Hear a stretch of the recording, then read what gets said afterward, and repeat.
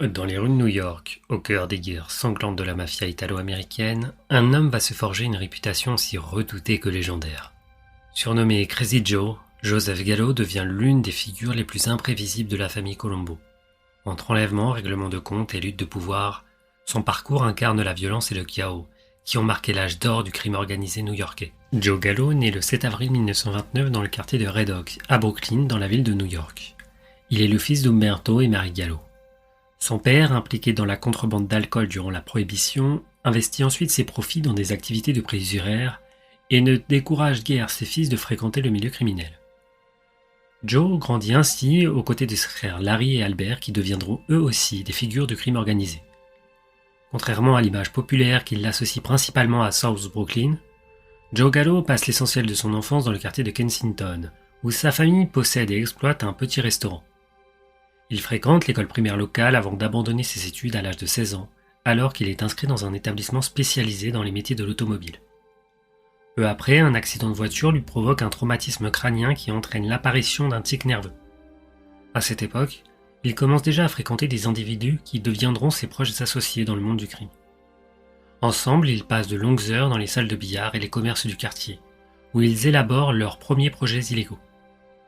Passionné par le cinéma gangster, Gallo est particulièrement marqué par le film Kiss of the Days et par le personnage interprété par Richard Widmark. Il adopte certains de ses comportements, imite ses répliques et développe progressivement une réputation d'homme imprévisible et provocateur. Après une arrestation en 1950, il est brièvement interné dans un hôpital psychiatrique où les médecins lui diagnostiquent une schizophrénie. Malgré cela, il poursuit son ascension dans les milieux criminels de Brooklyn. Son caractère audacieux lui vaut même l'admiration mêlée de confiance de certains responsables de la police new-yorkaise, qui le considèrent comme un individu particulièrement téméraire. Après avoir abandonné ses études, Joe Gallo fait ses premiers pas dans le crime organisé au sein de la famille mafieuse dirigée par Joe Profaci. Il exerce principalement les fonctions d'exécuteur et d'homme de main, tout en développant progressivement ses activités criminelles. Aux côtés de ses frères Larry et Albert, il participe à la gestion de plusieurs affaires illégales.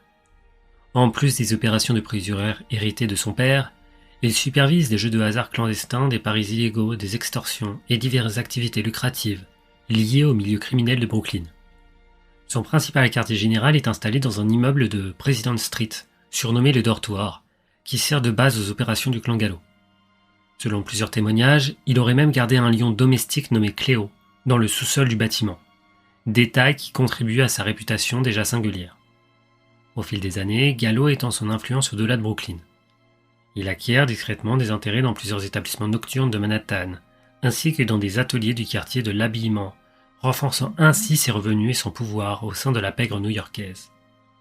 En 1957, il est associé à l'un des assassinats les plus célèbres de l'histoire de la mafia américaine, celui d'Albert Anastasia.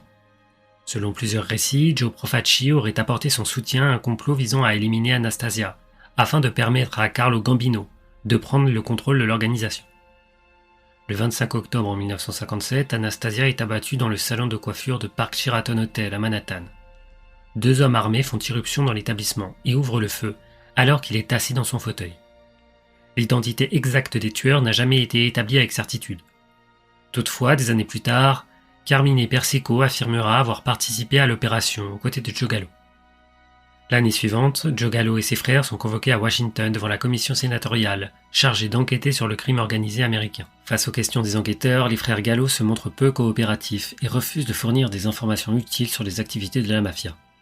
Joe Gallo profite même de l'occasion pour afficher son insolence habituelle, multipliant les plaisanteries et les provocations à l'égard des responsables de l'enquête. À la fin des années 50, il est déjà considéré comme l'un des plus jeunes mafieux les plus ambitieux et les plus redoutés de New York. Une réputation qui ne cessera de grandir au cours de la décennie suivante. Au début des années 60, les tensions atteignent un point de rupture entre Joe Gallo et le chef de sa famille mafieuse, Joe Profaci. Les frères Gallo estiment que les profits sont répartis de manière injuste et dénoncent l'autorité de Profaci, ce qui déclenche l'un des conflits internes les plus violents de l'histoire de la mafia new-yorkaise. Le 27 février 1961, Joe, Larry et Albert frappent un grand coup en faisant enlever plusieurs hauts responsables de l'organisation de Profaci. Parmi les otages figure notamment le bras droit du parrain, Joseph Magliocco, ainsi que plusieurs autres membres influents de la famille. Profaci lui-même échappe à l'opération en quittant New York pour se réfugier en Floride. Pendant la captivité des otages, les frères Gallo cherchent à obtenir une redistribution plus favorable des revenus criminels et davantage d'autonomie.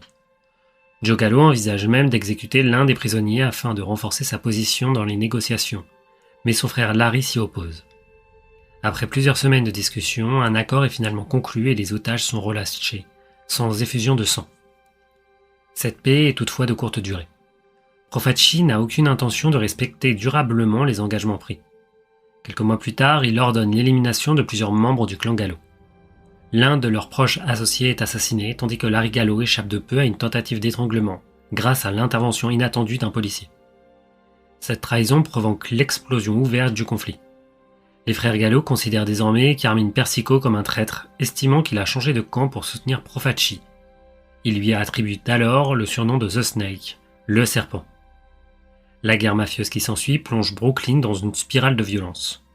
Plusieurs assassinats et disparitions sont enregistrés, tandis que le clan Gallo se retranche dans son quartier général de President Street, le dortoir. Les affrontements se multiplient entre les deux factions rivales. Au milieu de ce conflit, Joe Gallo doit également faire face à la justice. En novembre 1961, il est reconnu coupable de complot et d'extorsion dans une affaire liée à des pressions exercées comme un homme d'affaires. Le 21 décembre 1961, il est condamné à une peine de prison. Son incarcération met temporairement fin à son rôle actif dans la guerre interne, mais le conflit qu'il a contribué à déclencher continuera d'influencer durablement l'évolution de ce qui deviendra plus tard la famille Colombo.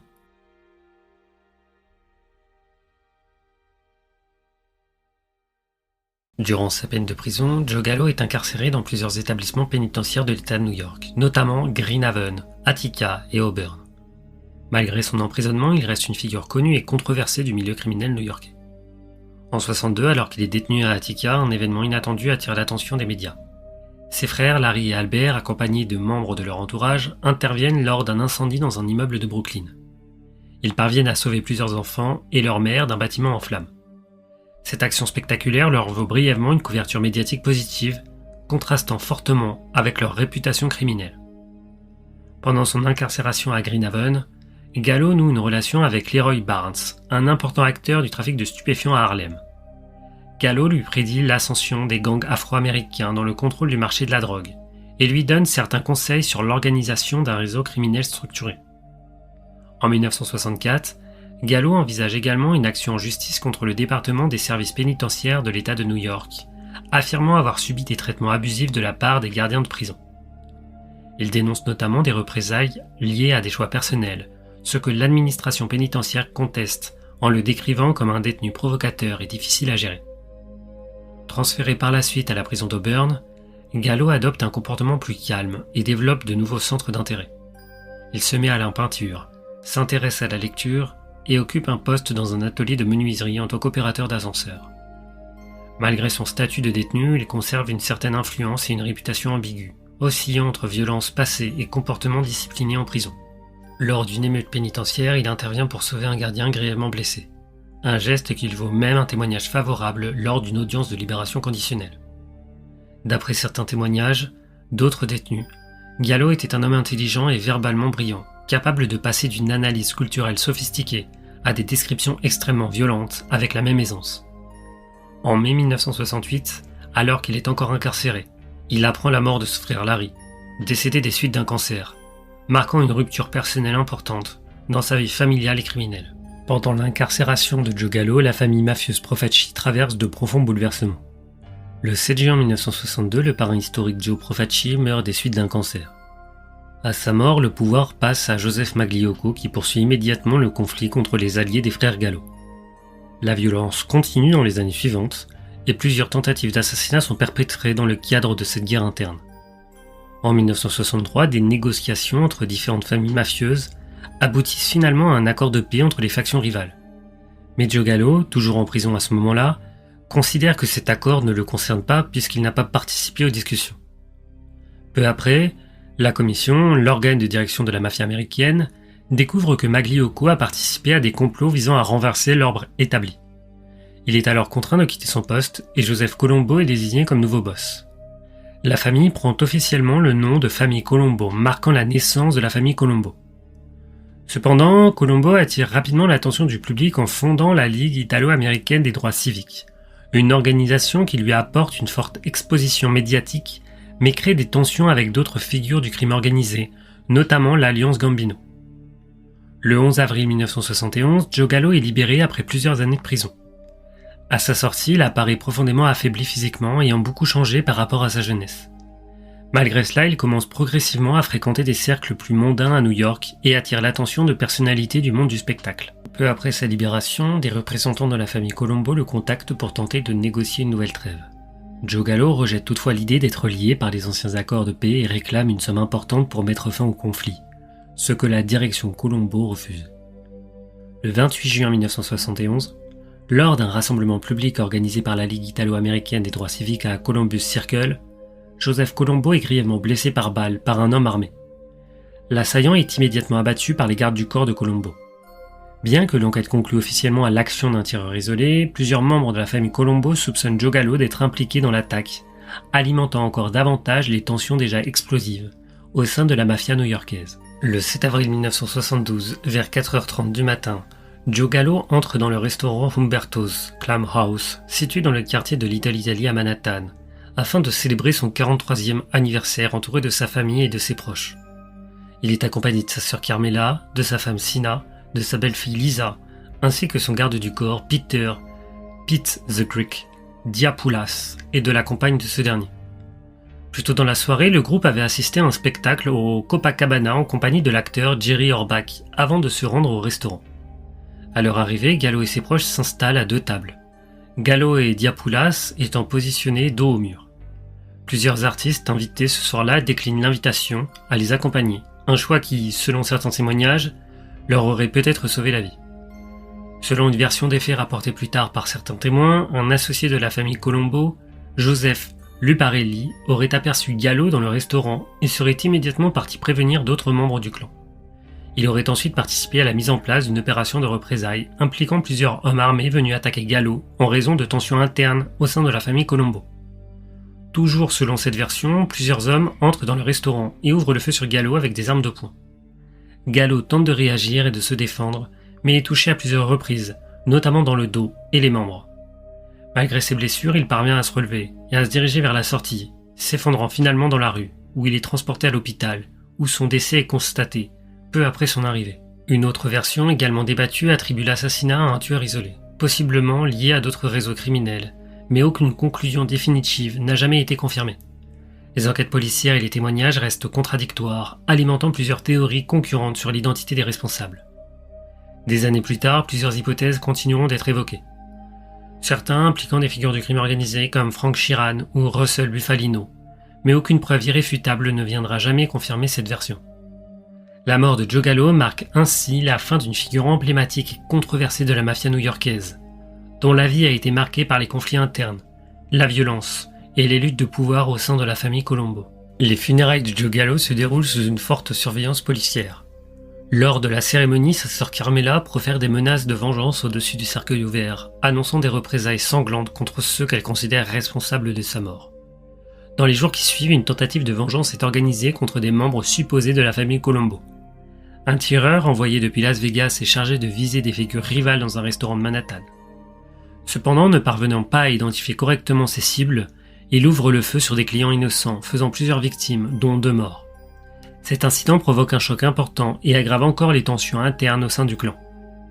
À la suite de cet échec, certains membres impliqués dans la direction de la famille quittent New York, laissant Joseph Colombo à la tête de l'organisation, malgré son état de santé critique après une précédente attaque. La famille Colombo entre alors dans une nouvelle phase de conflit interne prolongé, marquée par des divisions et des affrontements entre factions rivales. Dans le même temps, un témoin clé lié à l'enquête sur la mort de Gallo finit par collaborer avec le FBI. Il fournit des informations sur les individus soupçonnés d'avoir participé à l'assassinat. Toutefois, faute de preuves matérielles et en raison de la crédibilité contestée du témoin, aucune inculpation n'aboutit et personne n'est jamais formellement condamné pour le meurtre de Gallo. Des années plus tard, le quartier associé à l'histoire de Gallo subit d'importantes transformations urbaines. Des travaux d'infrastructure, des effondrements de bâtiments, des projets de réaménagement conduisent progressivement à la disparition des anciennes structures liées à son entourage. Le secteur est profondément modifié et les bâtiments de l'époque de Gallo finissent par être démolis et remplacés. Selon certains anciens membres de son entourage, ces transformations auraient également servi à effacer symboliquement les traces de son influence dans le quartier, bien que cette interprétation reste spéculative.